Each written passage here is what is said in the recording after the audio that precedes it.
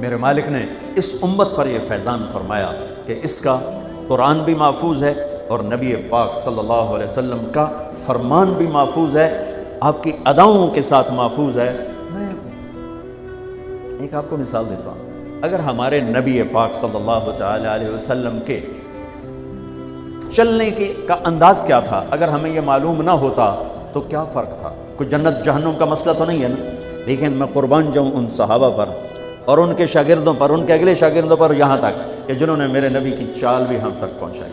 میں آپ کو ترجمہ بتا دوں، یمشی تکفیا ویقارب الخطا، آپ تھوڑا کندھے جھکا کے چلتے تھے اور پاؤں چھوٹے رکھتے تھے، کھلا پاؤں نہیں، ایسے نہیں، قریب، پاؤں چھوٹا، کندھے جھکے ہوئے، گردن آگے تھوڑی، اور چال میں تیزی، اتنی تیزی تھی کہ صحابہ کو ساتھ دوڑنا پڑتا تھا۔ آپ چونکہ آپ کے نیچے زمین سکڑتی تھی تو آپ ایسے چلتے تھے اور وہ پیچھے بھاگتے تھے۔ آپ کے دیکھنے کا ہمیں انداز معلوم نہ ہو تو کیا فرق ہے؟ لیکن میں قربان جاؤں جو کہہ رہے ہیں جل نظرہ الملاح، اب یوں دیکھتے تھے،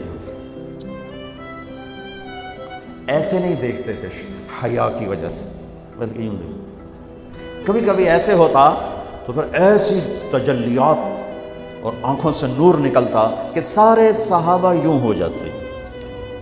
صرف دو آدمی آپ کو دیکھ سکتے تھے، صرف دو، ایک ابو بکر اور ایک عمر، بس۔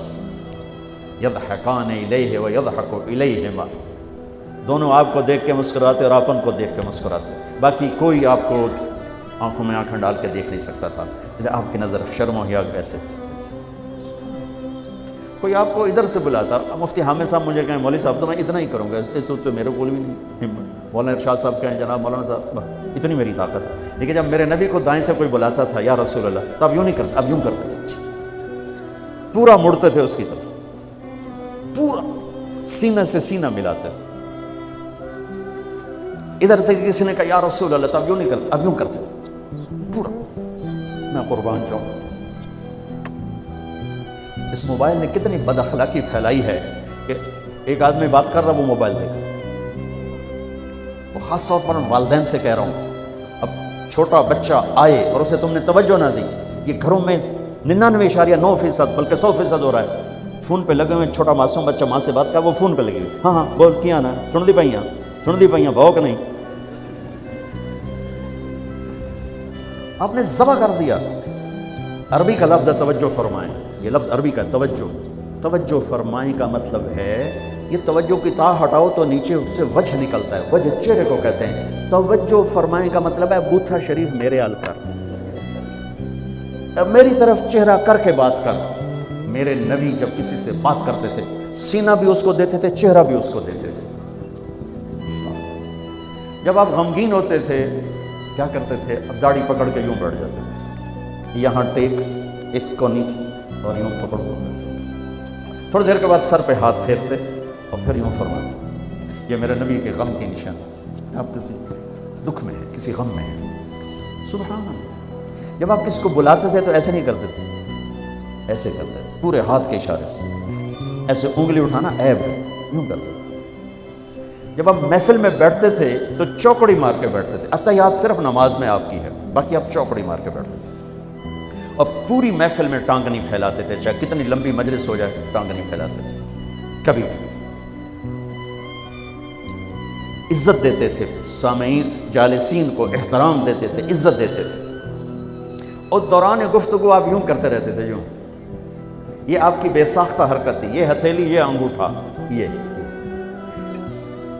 ہر آدمی میں نہ کوئی اس کی جسم کی غیر ارادی حرکت ہوتی ہے۔ جیسے میں اپنے انگوٹھے کو یوں کرتا رہتا ہوں، یہ میری بچپن کی عادت ہے، مجھے پتہ بھی نہیں ہوتا میں انگوٹھا ایسے کر رہا ہوتا ہوں، تو میرے نبی کی بغیر ارادے کے ہاتھوں کی حرکت تھی، آپ دوران گفتگو یوں فرمایا کرتے۔ آپ کو اوپر کر کے دکھا رہا ہوں، ورنہ آپ یہاں ہاتھ ہوتا تھے اور آپ یوں فرماتے رہے۔ واہ کیا صحابہ تھے جو ہر شے ہم تک پہنچا، سبحان اللہ۔ جب آپ غصے میں ہوتے تھے تو ہماری طرح کوئی وہ اظہار تو ہوتا نہیں تھا، پھٹ پڑے وہ بھی نہیں ہے، ڈانٹ ڈپٹ وہ بھی نہیں ہے، اس کو برداشت کیا ہے، اس کا رد عمل آیا ہے چہرے پر۔ کیا؟ یہاں ایک رگ تھی جو غصے میں ابھر آتی تھی، وہ ایسے ایسے ایسے ایسے ایسے کرتے، بینہما عرق یدرہ الغضب، تو اسے اندازہ ہوتا تھا غصے میں۔ کسی پر اظہار ناراضگی ہے تو ہم تو لان تان کرتے ہیں، آپ کیا کرتے تھے؟ ادھر سے ابو ہریرہ آ رہے ہیں، آپ ان پہ ناراض ہیں اور ان کو بتانا بھی چاہتے ہیں، اور یہ ناراضگی ان کی کسی تربیتی پہلو کی وجہ سے ہے۔ من انتصر لنفسہ لا یغضب لنفسہ ومن انتصر لہا، ساری زندگی اپنی وجہ سے نہ کسی پہ ناراض ہوئے نہ کسی کی ڈانٹ ڈپٹ کی۔ تو جب ادھر سے آ رہا ہے نا ابو ہریرہ اور آپ ان کو اظہار ناراضگی فرمانا چاہتے ہیں تو یوں دیکھا اور ساتھ ہی یوں ہو جاتے تھے، بس ادھر سے انس آ رہے ہیں، آپ ان پہ ناراض ہیں، دیکھتے ہی آپ یوں ہو جاتے تھے، بس یہ اتنا تھا میرے نبی کی ناراضگی کا اظہار کہ آپ لگتا ہے ناراض ناراض۔ جب آپ خوش ہوتے تھے تو یہ جگہ گلابی ہو جاتی، پہلی بہت خوبصورت رنگ تھا گلابی، لیکن یہ اور زیادہ چمکنے لگتے، اس میں سے نور نکلنے لگتا تھا۔ اتنی چھوٹی چھوٹی بات، میرے نبی کی کوئی بات چھوٹی نہیں ہے، لیکن جیسے فرض اور ہے، فرض کفایہ اور ہے، واجب اور ہے، سنت موقدہ سنت، یہ ساری ایسے میرے نبی کا ہر عمل عظیم الشان ہے کہ ہر عمل جنت میں لے جانے کا اور اللہ کی رضا کا ذریعہ ہے، تو چھوٹا تو کوئی نہیں۔ آپس میں تقابل کے، یعنی میں وہ چیزیں آپ کو بتا رہا ہوں جن کا جنت اور جہنم سے تعلق نہیں، عشق سے تعلق ہے، محبت سے تعلق ہے۔ ہماری جماعت گئی حافظ آباد، وہاں میں وکلا میں بیان کر رہا تھا، علاقے کے بہت بڑے ذمہ دار آئے ہوئے تھے، کسی کام کو انہوں نے دیکھا تو ساری عدالتیں خالی، تو ان کا کیا ہوا کہ یہ تبلیغ والوں کا عالم آیا ہوا ہے، اس میں سارے چلے گئے۔ تو اس نے وہ پہلے تو بیٹھا رہا، پھر وہ جو جج کا ریڈر تھا انہوں نے کہا چودھری صاحب ایتھے ویلے بیٹھے ہو اور جا کے گل سن لو۔ وہ ذرا تبلیغ کو اچھا نہیں سمجھتے تھے، ان کا چلو ویلا بیٹھا سن لو گا۔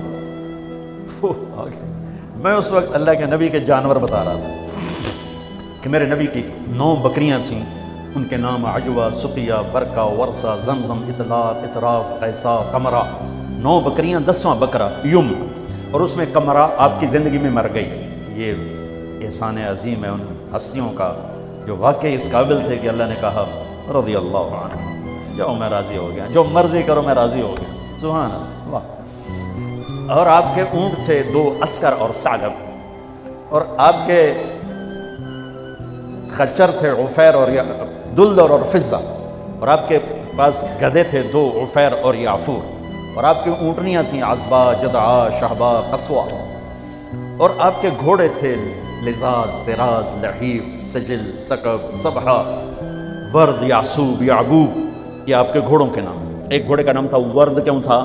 جیسے گلاب کا پھول نمایاں نظر آتا ہے، وہ گھوڑا ایسا حسین تھا کہ گھوڑوں میں نمایاں نظر آتا تھا۔ صبحہ ایک گھوڑے کا نام تھا، صبحہ، صبحہ تیرنے کو کہتے ہیں، ان لک فی النہار صبحا طویلا۔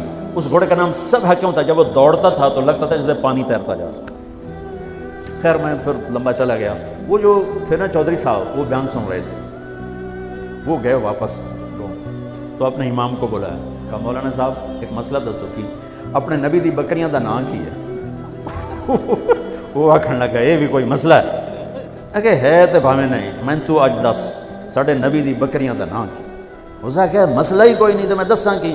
اسا کہ تو اج تک مینوں پٹی پڑھائی ہے کہ اے نبی نو نہیں مندے تے اے نبی دے گستاخ ہیں، میں ہنے انہاں دے مولوی دی تقریر سنی ہے، وہ تا نبی دی بکریاں نو مندیں، تو آنا نبی نو نہیں مندے، ہن تو جماعتاں نو روکیا میں تینوں کھلے پھر ایسا۔ پھر وہ ہماری جماعت پوری کو لے گیا اپنے گاؤں، نے 15-20 ہزار آدمی اکٹھا کیا، میرا بیان کروایا ہوا، کھانا ہوا۔ تو میں قربان جاؤں، آپ اسی سلسلے کی کڑی چل رہے، جنہوں نے نبی کے علم کو لیا، آگے دیا، پھر آگے دیا، پھر آگے دیا۔